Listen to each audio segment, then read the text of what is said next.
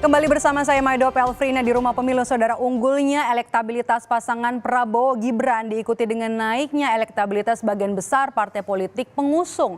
Nah, hal ini tampak pada hasil survei Litbang Kompas terbaru yang mengukur tren elektabilitas parpol jelang pemilu 2024. Kita akan lihat angkanya di sini pada survei kali ini. Tingkat keterpilihan Partai Gerindra, nah kita lihat 21,9%.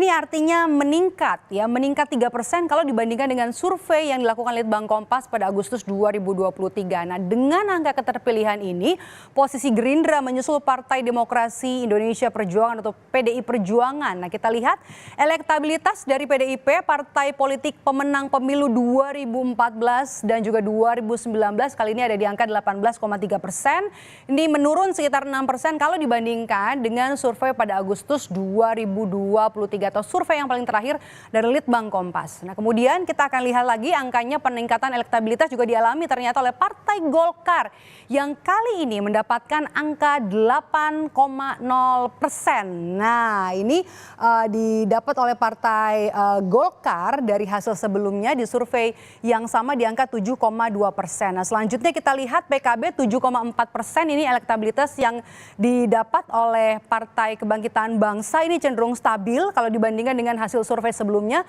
angkanya ada di 7,6%. Nah, selanjutnya kita akan lihat ini dari dua parpol pengusung capres nomor urut 1 Anies Mohaimin yang mengalami penurunan ternyata dari Partai Nasdem 4,9% mengalami penurunan elektabilitas. Saat ini Nasdem punya elektabilitas 4,9%.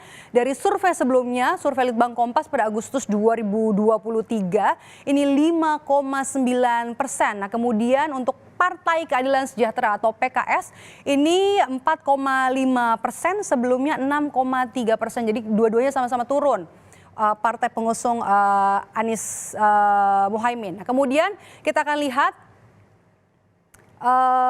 Partai Demokrat. Nah, Partai Demokrat menjadi parpol pengusung Prabowo Gibran yang elektabilitasnya turun. Demokrat mendapat elektabilitas 4,5%. Nah, sementara kalau kita lihat sebelumnya Partai Demokrat ini punya elektabilitas 7,0%.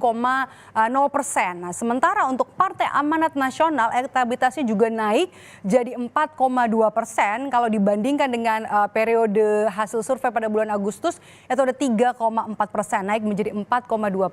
Kemudian kita akan lihat Partai Solidaritas Indonesia jadi parpol yang paling signifikan ternyata kenaikan elektabilitasnya dari sebelumnya ada di angka 0,8%. Nah, Anda lihat sekarang angkanya ada 2,6%. Nah, sementara untuk P3 atau Partai Persatuan Pembangunan ini juga naik dari tadi 2,4%. Untuk partai pengusung Ganjar Mahfud memiliki elektabilitas atau turun dari 1,6%. Nah, kemudian kita akan lihat elektabilitas gabungan dari partai politik. Nah ini ya. Ada Partai Perindo, kemudian juga Hanura, Partai Buruh, Partai Bulan Bintang, Partai Umat, kemudian juga ada Partai Gelora, dan juga ada sejumlah partai kalau digabungkan ini angkanya ada di 4,0%. Nah, selebihnya berdasarkan survei yang sepenuhnya dibiayai oleh Harian Kompas ini, pemilih parpol yang masih belum menentukan pilihannya ini ada di angka 17,3%.